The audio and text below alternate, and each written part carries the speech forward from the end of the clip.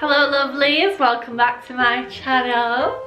I can't believe I'm still saying that. I'm gonna have to get used to it, but yeah, thank you so much for coming back and watching another video. This will be a very helpful video for a lot of people. I don't know if it necessarily will apply to children, as my life is not relevant to a parent's life. I don't know what it entails being a parent, so I'm just gonna give some advice. If it helps, it helps. If it doesn't, I'm sorry.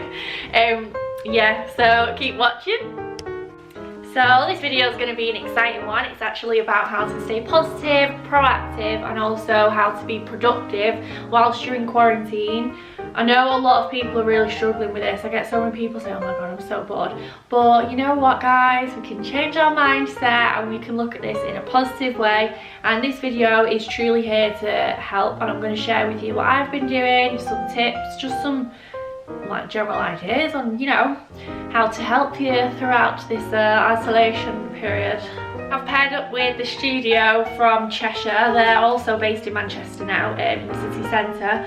Before self-isolation and quarantine, lockdown, blah blah, they are based in Foodwell in Manchester. It's amazing, you need to check it out. I mean, at the minute, obviously you can't physically go there, but they do have a lot of online classes to offer, and the instructors are absolutely incredible. They're so amazing. Some of the best I've tried recently. I've tried everywhere, and I've actually finally found somewhere that I love. So without further ado, so the first thing I've been doing to try and not lose my head, obviously we can't really interact with anyone apart from who is in our household. It's just me and my boyfriend, which is lovely, but you do need social interaction. It's just human nature.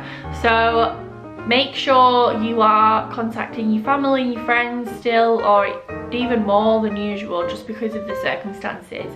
I think it's really important to maintain a level of social interaction, just to, you know, keep your sanity at bay. Someone else's voice, someone else's face is a breath of fresh air. We can access these kind of interactions through FaceTime, Snapchat, social media, Zoom, house party. Maybe not house party actually.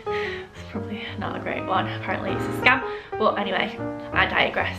Guys, when I say this, I really do mean it, and I want to put a lot of emphasis on this one. So staying active is like so crucial. Health is definitely something we do sometimes take for granted. Like just the fact that we can breathe normally is something we take for granted. So I think we should really appreciate our health and look after our bodies during this time, especially. The body is a temple, as we all know. Exercise is so beneficial for you. It's amazing for your mental health. Your mental health is everything. It's what controls your life. So if you've got that in check, then your life will be in check. It reduces stress levels as well, which is an important time right now, especially financially for a lot of people. And the fact that we can't even see our family or friends, our life has been stripped away from us, and all we have is four walls and then the outdoors. So I think we should really make the most of it and keep active, because your body will reap the benefits and so will your mind. I've been doing a lot of yoga with the studio. And also yoga with Cassandra. She's really good. I've been doing her on YouTube, but I did recently join the studio before we went into quarantine, so I am trying to do their online classes now, and the teachers are insane. They're so good. So to be mindful, there's actually a variety of things you can do. I know a lot of people aren't really aware of how to practice mindfulness. The ways I've been practicing it are from doing yoga before bed. Releases so much stress. Oh, it's just amazing. I'm not really a stressed person anyway, but any anxiety I've got around situations at the minute, it just takes me out of it, and I just go into a nice world of calmness. It's great. So yeah, yoga with Cassandra has a lot of videos on YouTube for bedtime yoga, so try them out. They're really good, really good.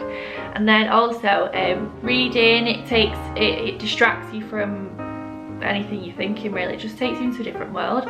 It's also good for focus, it stimulates your brain. Meditation before bed as well, I've been doing that using the Calm app. Breathing techniques, there's endless ways. You can do a bit of research on Google if you wanted to look more into that, but that's definitely one of the big ones on my list for my daily routines of practicing my gratitude. I'll wake up and I'll think about the things I'm grateful for.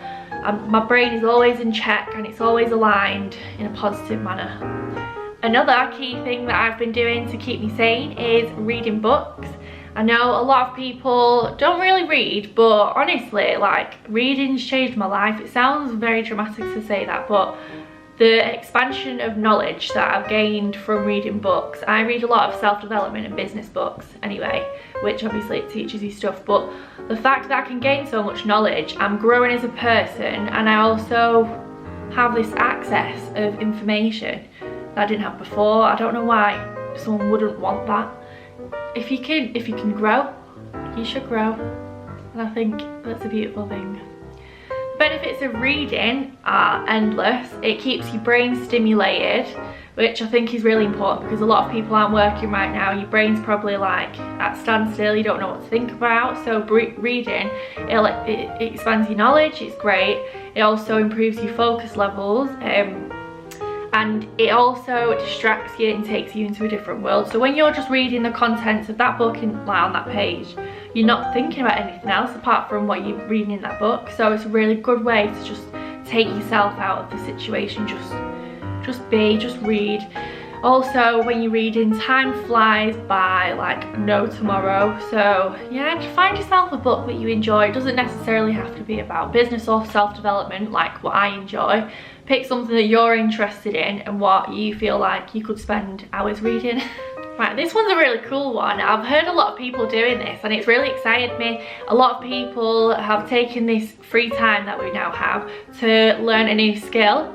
A lot of people are doing online courses and teach themselves something new, which I think is really beautiful because then you're coming out of self-isolation with all this newfound knowledge and you've got a skill set that you can now offer, and it could potentially lead to a new job opportunity. And I just think it's a really strong asset to have when you're just constantly learning.